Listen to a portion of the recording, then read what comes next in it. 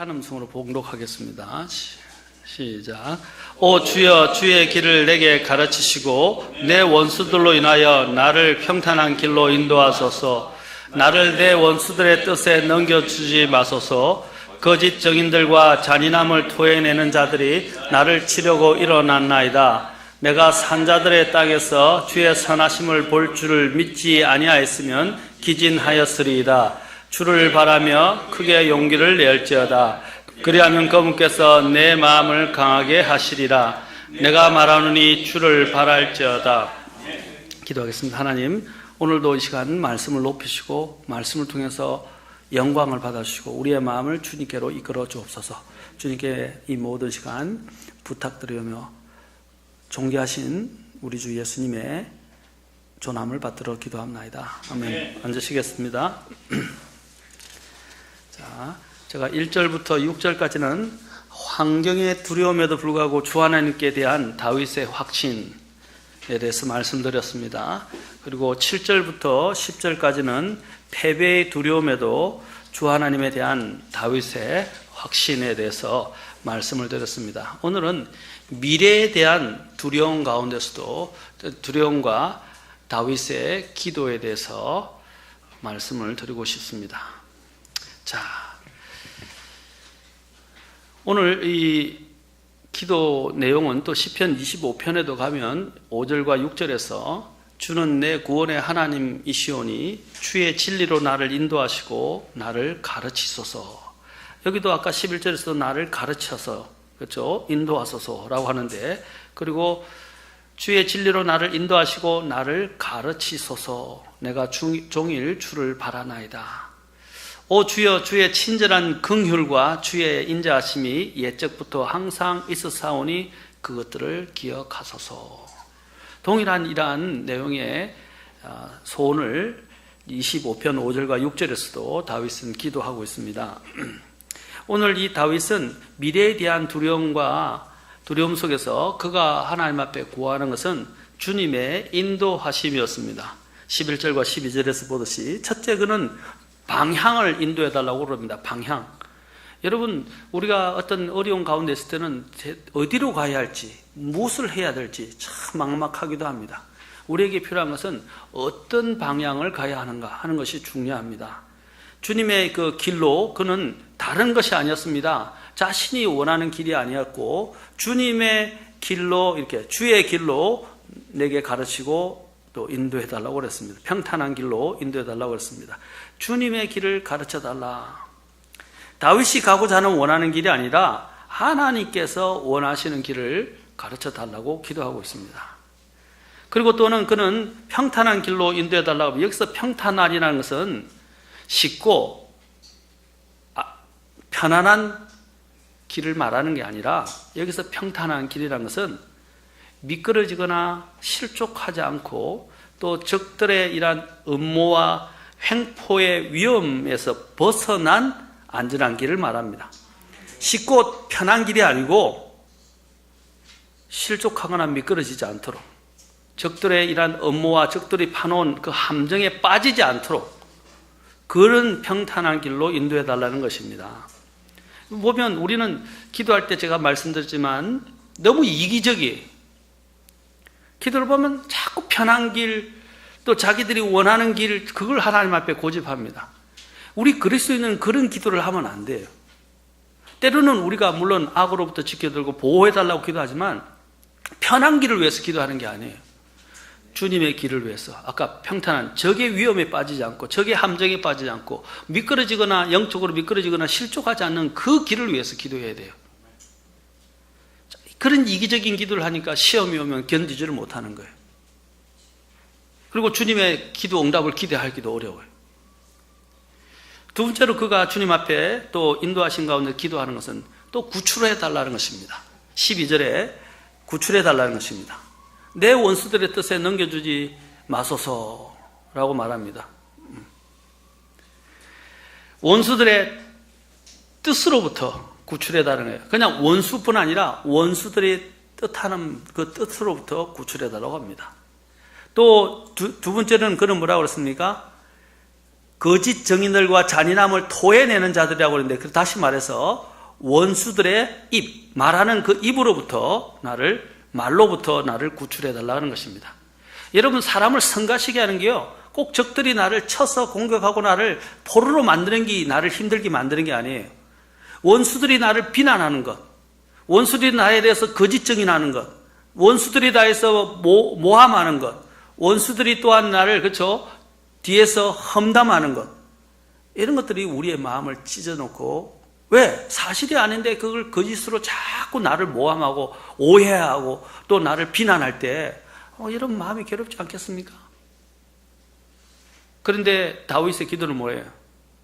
그것으로부터 나를 건져주소서. 이게 우리가 마음이 주님 앞에 딱 바로 서 있으면 그런 사람들의 모함이나 그런 사람들이 비난에 대해서 비난이 크게 내게 영향을 미치지 않아요. 그런데 우리의 마음이 막 어지럽고 복잡하면 그 자그마한 소리조차도 나는 어떻게 해요? 굉장히 크게 들리고 내 마음이 완전히 막 풍파가 막 일어나게 된다는 말입니다. 그게 뭐냐면 영적인 상태에 따라서 그래요. 사탄은 자신의 무기로 신자를 패배시킬 수 없다면 그 사탄의 말로서 이야기를 합니다. 옛날 그 아시리아에서 이스라엘을 쳐들어왔을 때에, 그렇죠? 엘리야 시대에도 그 베나닷으로 보내진 그 신하가 하나님을 모독했지 않습니까? 그래서 히스기야와 히스기야 왕과 그때 있던 이스라엘 백성들의 마음이 막 찢어지고 막 무너지려고 그랬어요. 하나님을 모독하고 히스기야의 말을 믿지 말라 그러고 너희 하나님을 신뢰하지 말고 항복하라고 이야기를 하니까 얼마나 마음이 그들이 하는 그 말 때문에 막 심지어는 그 말로 히브리어 말로 이야기하려고 그랬어요. 그러니까 너무너무 막 곤욕스러운 거예요. 말을 듣는 것이 제발 그렇게 말하지 말아달라고 이야기해도 저기 그 듣습니까? 안 듣죠. 그때 이 문제를 히스기야 왕은 하나님 앞에 가져갔어요.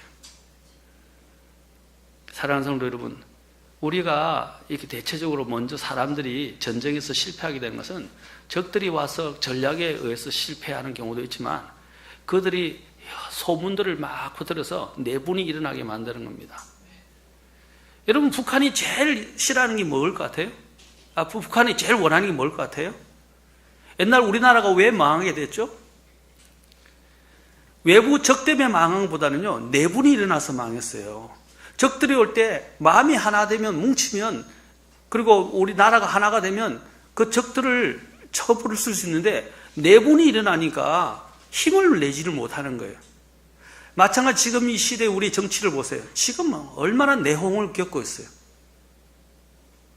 북한이 무서운 게 아니고 이 안에 지금 있는 내분이 더 무서운 거예요. 자기들의 당리당략에 빠져가지고 말은 나라와 국민을 이야기하지만 그들의 마음에는 자기들의 이기심, 자기들의 이익밖에 없어요. 여러분, 정치할 때 여러분 착실히 좀 말 잘하는 사람 뽑지 말고요, 그 사람이 어떤 것인가를 검증해서 뽑으세요. 나라가 지금 왜 이 모양입니까? 나라를 위해서 기도해야 되지만 아주 이상한 사람들을 뽑아가지고 결국에는 국민이 고통을 겪잖아요. 이상한 대통령을 뽑아가지고 국민이 고통을 겪잖아요. 이상한 국회의원들을 뽑아가지고 국민이 고통을 겪잖아요. 그 손해를 누가 지는 겁니까? 국민이 지는 거예요, 다. 여러분, 저와 여러분의 세금으로 다 먹여 살린 사람들 아닙니까? 권좌에 앉으면 국민은 어디 멀리하고 자신들의 사익을 추구하고 나라를 도탄에 빠지게 만들고, 그런 말 잘하는 사람들을 뽑지 마세요. 우리 그리스도인들이 정신 차려야 돼요. 그런데 딜레마가 있어요. 보수 정권이라는 사람들은 돈과 자신들의 사익에 눈이 어두워 있고, 민주 정권이라는 사람들은 좀 괜찮은데 그런 비리는 좀 비리는 덜한데, 이 도덕성이라는 말은 그런 스캔들이 아니라 동성애라든지 좀 아니면 이런 문제가 좀 많이 있어요. 참 딜레마예요. 기도하셔야 됩니다. 하나님이 하셔야 돼요. 말이 얼마나 무서운가에 대해서 말씀드리는 겁니다. 여러분, 그런 말에 의해서 여러분 마음이 현혹되거나 흔들리지 마세요. 여러분이 정말 진짜 하나님을 신뢰하는 사람이라면 다른 사람이 뭐라고 말하는지 크게 귀를 기울이지 마세요. 사탄은 자신의 무기로 신자를 패배시킬 수 없다면 자기가 하는 그 말을 통해서 신자들을 패배시키려고 시도할 것입니다. 다윗은 원수들의 이 칼의 위험 이상으로 원수들이 하는 말의 위험, 중상모략과 거짓된 비난에 대해서 지금 경계하고 그것을 그래서 건져달라고 기도하고 있습니다. 그 다음에 이제 그는 미래에 대한 두려움을 어떻게 이겨냈습니까? 주의 선하심에 대한 믿음이 있었기 때문입니다. 13절에 보면 아까도 읽었지만 내가 산자들의 땅에서 주의 선하심을 볼 줄을 믿지 아니하였으면 기진하였으리이다. 다윗은 하나님의 선하심에 대해서 어떻게 기억하고 있습니까? 23장 6절에 보면 그는 평생에 자기를 따르는 하나님의 선하심을 기억하고 있었어요. 그래서 시편 23편 6절에 우리가 잘 아는 목자와 양에 관련된 시, 내 평생의 선하심과 긍휼이 정녕 나를 따르리니 내가 주의 집에서 영원히 거하리로다. 내 평생의 선하심과 긍휼이 정녕 나를, 그가 기억하고 고백하는 것은 무엇입니까? 바로 평생에 따르는 하나님의 선하심이었습니다. 거기에 대한 믿음을 가지고 있었어요. 두 번째로 그는 또한 다윗은 주님의 선하심이 가져다 줄 복을 기대했어요. 선하심의 복을. 시편 21편 3절에 보면 이렇게 말합니다.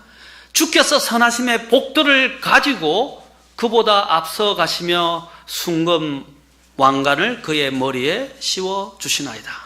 선하심의 복들을 가지고 온다고 말씀하십니다. 바로 하나님이 그에게 가져다 줄 선하심의 복들을 그는 기대하면서 이 어려운 시기를 이겨냈단 말입니다. 이걸 이겨내면 하나님이 가져다 줄 그 선하심의 복을 그는 바라보았던 것입니다. 그리고 또한 다윗은 하나님께서 그분을 두려워하는 자들 위해서 성경에 보면 이런 말이 나와요. 쌓아두신 복이라고 그래요. 쌓아두신 크신 복을 그는 확신했습니다. 시편 31편 9절로 가보겠습니다. 27편 이후에 31편 9절, 19절 같이 읽겠습니다. 시작. 오 주를 두려워하는 자들 위하여 주께서 쌓아두신 주의 선하심, 곧 사람들의 아들들 앞에서 주를 신뢰하는 자들을 위하여 주께서 이루신 그 선하심이 어찌 그리 큰지요. 주를 신뢰하는 사람들이 어떤 사람입니까? 주를 두려워하는 사람이에요. 성경은 항상 이 두 개가 같이 나오는 경우가 많아요. 두려워하는 것이 주를 신뢰하는 것. 그리고 주를 두려워하고 주를 신뢰하는 자들을 위해서 주께서 어떻게 하셨다고요? 선하심을 쌓아두셨다. 그리고 그 선하심은 크다 그랬어요. 어찌 크다. 아주 크신 선하심을 주님께서 막 쌓아두셨다고 말하고 있어요. 어떤 사람을 위해서? 주님을 두려워하는 사람들, 곧 다시 주님을 신뢰하는 사람을 위해서. 다윗은 바로 이 하나님을 신뢰하고 하나님을 그 선하심을 기대했으며 하나님이 쌓아두신 그 복을, 그 선하심의 복을 그는 어떻게 했습니까? 선하심을 바라보고 있었죠. 믿음으로. 눈을 적들에게 돌린 게 아니고 하나님의 선하심에 자신의 눈을 돌리고 있었다 이 말입니다. 그리고 또 다윗을 붙든 것은 하나님의 그 선하심이 지속되리라는 것이었어요. 그냥 일시적으로 선하는 게 아니라 그 아까 평생에 따르는 것처럼 주께서 그 선하심을 지탱하실 것입니다. 그리고 지속하실 것입니다. 그래서 이렇게 말합니다. 시편 52편 1절에서 오 강한 자여 어찌하여 너가 해악을 자랑하느냐. 해악을 자랑하는 것들에 관심을 가지지 말란 말입니다. 뭘 말하냐면 다윗은 하나님의 선하심은 항상 지속되는도다 라고 그랬어요. 그가 왜 해악을 저지른 사람, 저런 사람들, 악한 사람들 편에 서지 않았습니까? 하나님의 지속되는 선하심을 바라보았기 때문입니다. 그걸 붙들었기 때문에. 하나님에 대한 믿음의 확신은 다윗이 이 모든 어려움들, 환경들, 패배들, 미래에 대해서까지도 그 두려움에서 그걸 견디고 이기게 만들었습니다. 결국에는 그가 하나님의 전에 들어가게 될 때에 그가 필요로 하는 모든 것을 받을 것이라는 것을 확신했습니다. 자, 그는 주님의 선하심에 대한 믿음이 있었어요. 그리고 이제 결론을 내립니다. 바로 자기 자신에게 그는 명령합니다. 권면하면서 명령합니다. 14절 보십시오. 자, 주를 바라며 크게 용기를 낼지어다. 주를 바라며 크게 용기를 낼지어다. 그래야면 그분께서 내 마음을 강하게 하시리라. 내가 말하노니 주를 바랄지어다. 그는 두 번씩이나 주를 바라라. Wait on the Lord. 두 번씩이나 주님을 바라라. 이 바라라 말에 wait 이란 말이 있어요. 여기 보면 기대하며 기다리는 겁니다. 또 이것은 다른 말로 시중들다 이런 말도 있어요. 섬긴다 이런 말도 있어요. 그냥 기대하고 바란다는 말은 그냥 바라면서 가만히 있는 게 아니고 그와 함께 주님을 기대하면서 어떻게 해요? 주님을 계속 섬긴다는 뜻이에요. 여러분이 웨이트가 할 때 가서 딱 대기에 서 있죠, 항상. 시중 드는 거잖아요. 바로 그것처럼 주님을 항상 이렇게 시중 들고 들면서 기다리라 이 말입니다. 대기하면서 기다리는 거예요. 그는 두 번이나 말합니다. 두 번은 뭘 말합니까? 강조하는 거예요. 두 번은 뭘 말합니까? 간곡한 표현이에요. 두 번은 또 언제 쓰입니까? 긴박할 때 쓰이는 거예요. 두 번을 쓸 때는 어떻게 이야기합니까? 간절하거나 거기 중요할 때 사용하는 겁니다.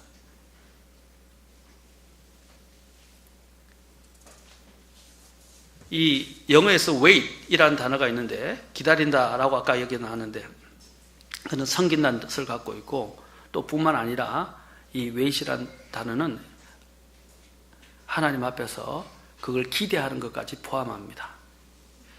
우리 고사성어 중에 불비불명이라는 말이 있어요. 불비불명. 이건 날지도 않고 불비불명의 기다림이라고 하는데 이 날지도 않고 울지도 않는다는 말로 큰 일을 하기 위해서 오랫동안 어떻게 조용히 때를 기다린다는 뜻이에요.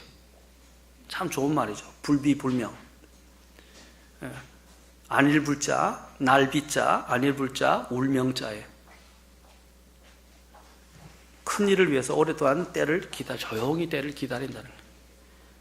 여러분, 우리가 어려울 때는요, 더 조용히 하나님 앞에서 기다리는 게 필요해요. 우리에게가 살아가는 삶은 기다리는 시간들로 가득 차 있어요. 그것으로 또 구성되어 있어요. 어떤 사람이 어떤 부분에 이를 때까지는 뭡니까? 각구의 노력과 기다림이 필요해요. 좋은 군사가 되기 위해서는 뭐예요? 많은 훈련을 통해서 그가 기다린다는 게 되는 것입니다. 여러분이 차를 운전하려면 어떻게 해요? 차를 운전하기 위해서도 어떻게 해요? 그 운전할 때까지 기다려야 됩니다. 여러분이 또한 하나의 의사가 되기 위해서는 어떻게 해요? 그리고 졸업证서를 받고 의사가 되기 위할 때는 기다려야 됩니다. 공부하면서 꾸준히 참고 기다려야 됩니다. 인내하면서 기다려야 돼요. 인내하면서 기다리는 순간이 없이는 어떤 경지에 이룰 수가 없어요. 그리고 목표한 것에 이룰 수 없어요. 이 세상에서 인내의 기다림 없이 이룰 수 있는 것이 어떤 것이 있어요? 아무것도 없어요. 우리가 하나님의 도움을 기다리려면 초조해하거나 불안해하지 말고 조급해하지 말고 기다려야 돼요. 주님의 얼굴을 찾고 기다려야 됩니다. 다윗은 인간의 연약성을 잘 알고 있었고 하나님을 고대하고 기다리는 믿음만이 자기 자신을 안전하게 보존하는 길을 그는 삶을 통해서 익히 잘 알고 있었어요. 다윗이 하루아침에 다윗이 된 게 아니에요. 수많은 연단과 시련 속에서 그가 다듬어지면서 왕이 되었던 겁니다. 그 세월은 굉장히 길어요. 우리가 볼 때는 그냥 스토리니까 짧게 보이죠. 그게 얼마나 많은 세월이었어요. 긴 세월이었어요.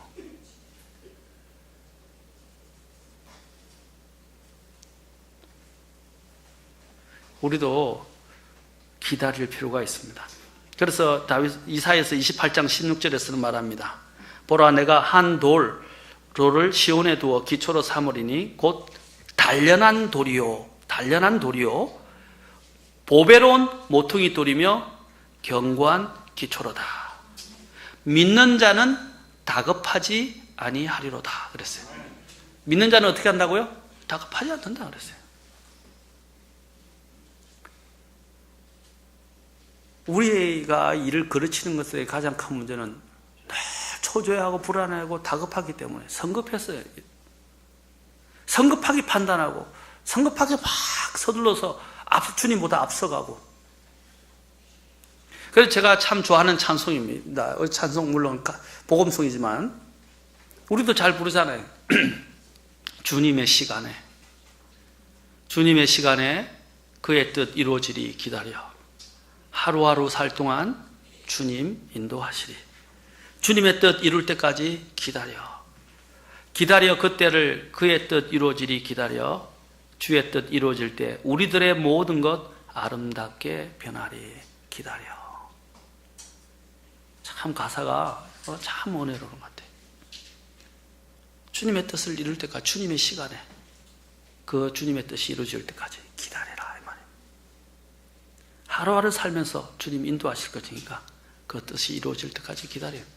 주님이 그 뜻을 가지고 이제 어떻게 한다면 모든 것을 아름답게, 우리의 모든 것을 변하게 하실 것이다. 그래서 앞서 서두르기 전에 다윗은 주님을 바라며 기다렸습니다. 항상 이 기다림 가운데는 인내가 필요해요. 믿음은 인내와 함께 갑니다. 그래서 히브리서 6장에 보면 너희가 게으르지 아니하고 믿음과 인내를 통해 약속들을 상속받는 자들을 따르는 자들이 되게 하려 함이라 이렇게 했어요. 믿음과 인내를 통해 약속들을 상속받는 자들과 함께 하는 사람. 그냥 믿음이 아니고 믿음과 인내. 제가 전에도 인내에 대해서 설교를 했었어요. 또 히브리서 10장 36절에도 또 이야기합니다. 너희가 하나님의 뜻을 행한 뒤에 그 약속하신 것을 받기 위해 너희에게 인내가 필요하니라. 믿음에 대해서 서술하고 있어요. 10장 36절은요. 그런데 뭐가 필요하다고? 약속하신 하나님의 뜻을 행한 뒤에 그 약속하신 것을 받기 위해서는 인내가 필요하다. 인내. 믿음과 인내는 함께 갑니다. 자, 그리고 오늘 마지막으로 용기에 대해서 이야기합니다. 용기를 내라. 강하게 하라 마음을 이렇게 이야기합니다. 이 용기를 보면 킹제임스 성경에서 뭐라고 됐어요? courage 돼 있어요. 이 courage란 말은 헬라어 카르디아이고, 자, 히브리어에서는 여러 단어들이 이와 관련된 단어들이 있습니다. 하자크라든지 아마츠라든지 하는 단어들이 여기에 있습니다. 자, 이 카르디아, 이 courage라는 말은 어디서 오냐면 마음에서부터 시작된 거, 마음. 그 마음의 담대함을 말합니다. 용기는 마크 트웨이는 용기는 두려움이 없는 것이 아니고 두려움에도 불구하고 행동하는 것이다 그랬어요. 두려움이 없는 게 용기가 아니고요, 두려움에도 불구하고 행동하는 것. 에리 비켄바우는 이렇게 말했습니다. 용기란 하기를 두려워하는 것을 하는 것이다. 만일 두려운 것이 없다면 용기도 없는 것이다 그랬어요. 여러분, 두려움이 없는 상태가 아니에요. 두려움에도 불구하고 그것을 막 부딪혀서 싸우고 이기고 극복하는 거예요. 그게 용기예요. 거기에 대해서 일어나는 거예요. 용기란 어떤 위기나 고난을 앞두고 저항하는 정신적인 그런 마음의 또한 도덕적인 자세를 말하는 것입니다. 성경을 보면 참으로 용기 있는 사람들의 이야기가 많이 나옵니다. 얼마나 많습니까? 우리가 잘 아는 모세, 또 골리앗과 싸웠던 다윗의 용기, 그 다음에 죽으면 죽으리다 라고 했던 여러분의 자매님들 성경 공부 지난 시간에 했죠. 에스더에 대해서. 그 에스더의 용기와 절제에 대해서 배웠잖아요.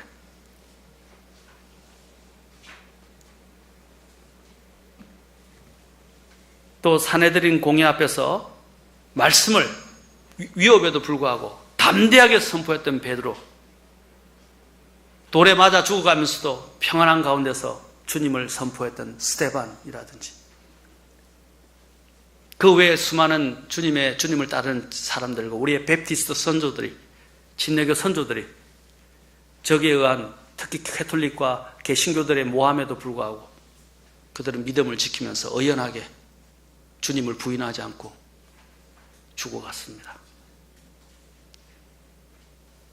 특히 이 용기를 내라, 이 부분과 관련해서 이 다윗이 가장 힘든 때가 있었어요. 제가 가장 좋아하는 구절인데, 요번에 월요일 날 그 닥터 앨리슨 박사님이 설교를 하시는데 그 설교를 하셨어요. 사무엘상 30장에 있는 6절에 있는 말씀인데, 다윗이 굉장히 참담한, 심지어는 자기 가족들이 그죠? 다윗과 그의 병사들이 거주하던 곳에 적들이 와서 그 가족들과 그 있는 모든 소유물을 다 가지고 가고 온 곳이 불타버렸어요. 다윗이 왔는데 세상에 오니까 거기 있던 모든 가족들은 사라지고 모든 게 다 노량물로 뺏겨버린 거예요. 그런데 하물며 거기 있던 병사들도 이제는 다윗을 돌로 쳐서 죽이려고 그랬어요. 다윗은 모든 걸 잃은 것 같았어요. 무엇을 해야 될지도 모르겠어요. 어떻게 해야 자기 또 잃어버린 그 빼앗긴 가족들을 되찾을까? 저도 옛날 그걸 읽으면서 힘을 냈었어요. 어려울 때. 그때 사무엘상 30장 6절에서는 해답을 주셨어요. 그런데 어제 그 설교를 엊그저께 들었을 때 얼마나 감사했는지 몰라요. 30장 6절 한번 보세요. 사무엘상 30장 6절.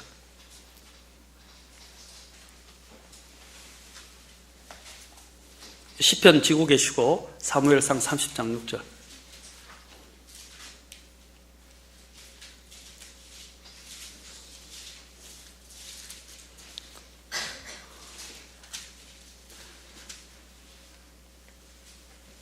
자, 36절. 온 백성이 각각 자기 아들, 딸들로 인해 혼이 괴롭게 되어 다윗을 돌로 치고자 말아 했으므로, 아까 그랬죠? 그런데 어떻게 했어요? 그가 크게 고통을 당하였으나 다윗이 주 자기 하나님 안에서 스스로 용기를 내었더라. 코리지에서 encouraged라 되어 있어요. 다윗이 주 자기 하나님 안에서 스스로 용기를 내었더라. 누구 안에서요? 주 하나님 안에서. 여러분, 가나안을 목전에 두고 이스라엘을 지도하면서 인도할 새 지도자의 여호수아에게 모세가 어떻게 이야기해요? 신명기 31장 7절 23절에 보면 모세가 뭐라 합니까? 모세가 마음을 강하게 하고 크게 용기를 내라, 이렇게 이야기합니다. 너가 반드시 이 백성과 함께 주께서 그들의 조상들에게 주라고 맹세하신 땅에 들어가 그들로 하여금 그 땅을 상속하게 하리라. 그러면서 31장 23절에서 눈의 아들 여호수아에게 책무를 주면서 또 이런 말, 주님께서 말씀하십니다. 너가 이스라엘 자손을 내가 그들에게 맹세한 땅으로 데려가니 마음을 강하게 하고 크게 용기를 내라. 내가 너와 함께 하리라 라고 말합니다. 모세가 여호수아에게 뭐라고 그랬어요? 마음을 강하게 하고 크게 용기를 내라. 그게 여호수아서 1장에도 3번이나 나와요. 여호수아 1장에서도 3번이나 마음을 강하게 하고 용기를 내라고 말합니다. 1장 5절에 내가 너와 함께 하리니 마음을 강하게 하고 크게 용기를 내라. 1장 7절에서도 너는 마음을 강하게 하고 치우치지 말라. 1장 9절에서도 마음을 강하게 하고 크게 용기를 내라. 두려워하지 말라. 너는 놀라지 말라. 내가 어디로 가든지 주 내 하나님이 너와 함께 하느니라. 여러분, 저와 여러분에게 누가 있는 거예요? 아까 다윗이 어떻게 그런 참담한 상황에서 일어설 수 있었습니까? 주 하나님 안에서 스스로 용기를 내었다.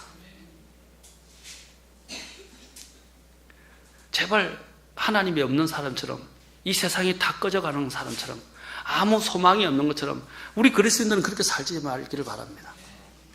왜 그렇게 패배자처럼 살아갑니까? 미래의 막막한 가운데서 다윗은 두려워하지 않고 오히려 그는 하나님 앞에 확신 가운데서 기도하고 자기 자신에게 명령하고 있습니다. 세계 2차 대전 수용소에 수감되었다가 극적으로 살아남은 부음이라는 사람이 이렇게 말했습니다. 기차가 캄캄한 터널 속으로 들어가 어두워졌다고 해서 기차표를 찢어버리거나 기차에서 뛰어내리면 안 된다. 조용히 앉아 기관사를 믿고 기다리면 잠시 후에 밖으로 나가 밝은 세상을 볼 수 있게 될 것이다. 우리 기관사는 누구죠? 예수님.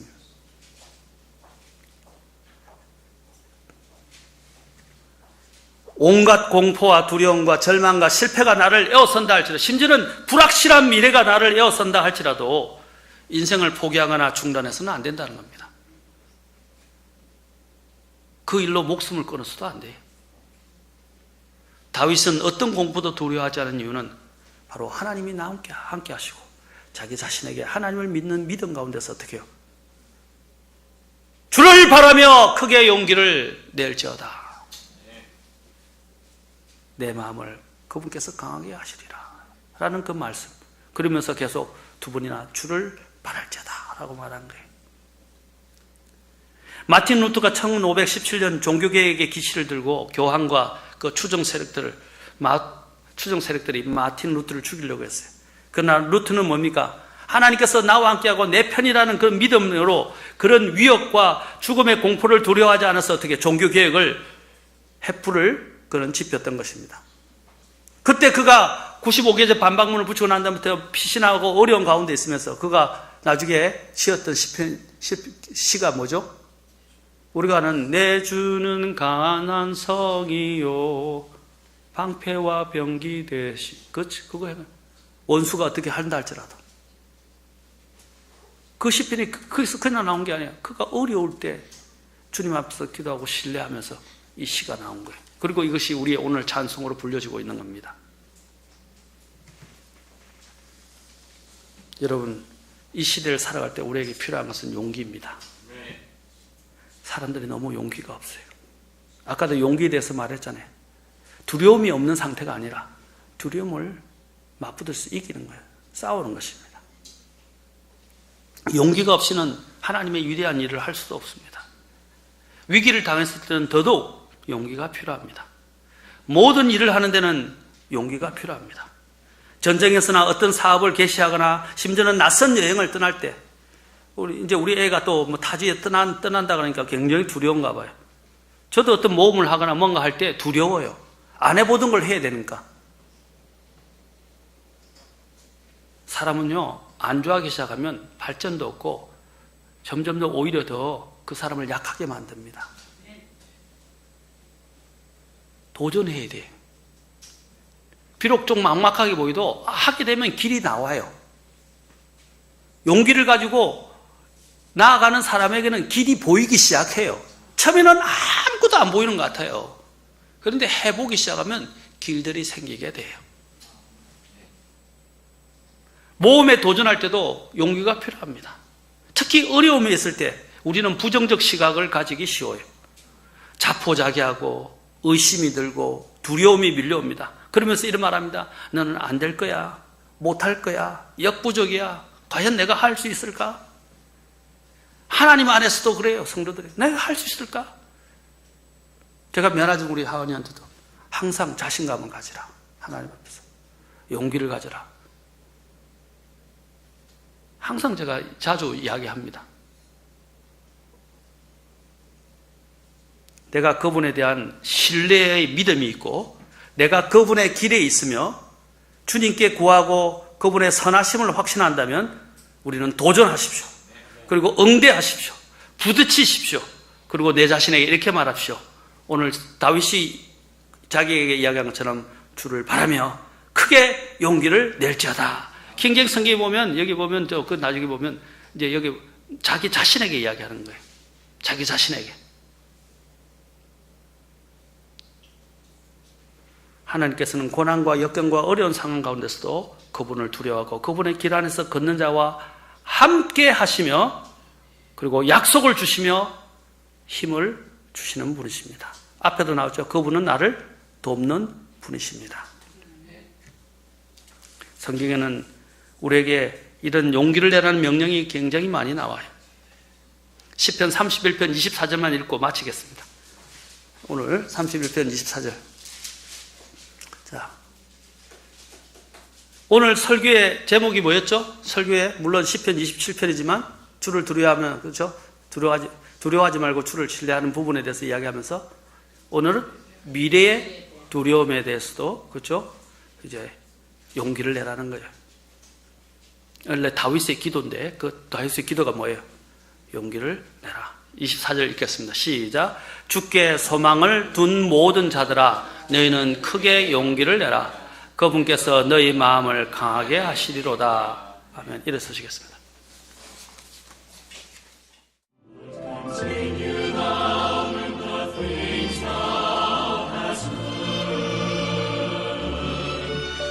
Continue thou in the faith.